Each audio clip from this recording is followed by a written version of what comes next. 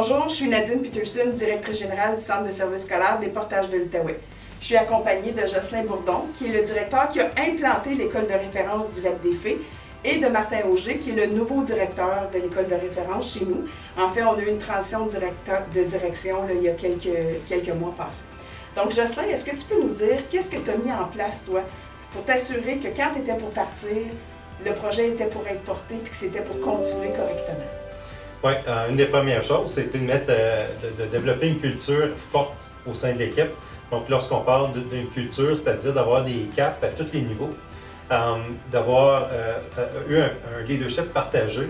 Au début, c'était avec les orthopédagogues, mais ensuite, ça s'est rapidement transféré vers des enseignantes au sein des équipes. Et par le temps, j'ai quitté, il y avait plus d'une enseignante par équipe qui était assez solide pour être capable de soutenir les caps avec la direction. Puis une structure qui était de la cohérence entre le projet éducatif, le plan d'action, toutes les actions qui ont été prises au sein de l'équipe qui étaient tous orientées vers les communautés d'apprentissage professionnel. Donc, tu as vraiment mis la table pour t'assurer que quand tu étais pour partir, c'était pas juste un projet qui était porté par Jocelyn, mais c'est un projet d'équipe.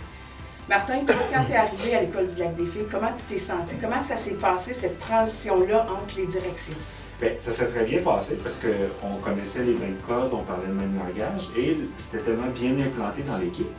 Dans le fond, on peut dire que c'est l'équipe qui m'a dit bien, voici comment on fonctionne, puis embarque dans le train avec nous autres.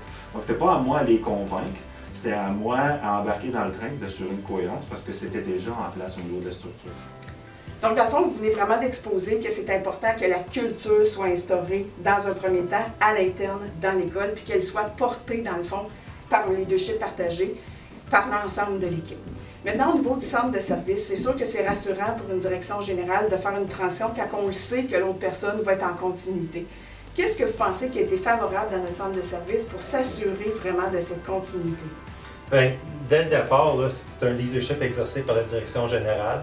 Il y a eu des COP de direction pour l'ensemble des gestionnaires, des formations et des lectures collectives.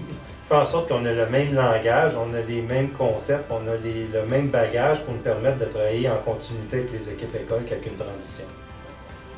Donc, dans le fond, en gros, ce qu'il faut retenir, c'est que c'est important qu'on ait vraiment une culture qui est bien instaurée, qu'on mette en place des structures qui sont nécessaires, puis aussi d'assurer de la cohérence, que ce soit au niveau de l'équipe école ou de l'équipe de gestionnaires. Si on veut s'assurer que le mouvement se poursuive, se continue de façon harmonieuse, il faut s'assurer qu'on soit en cohérence.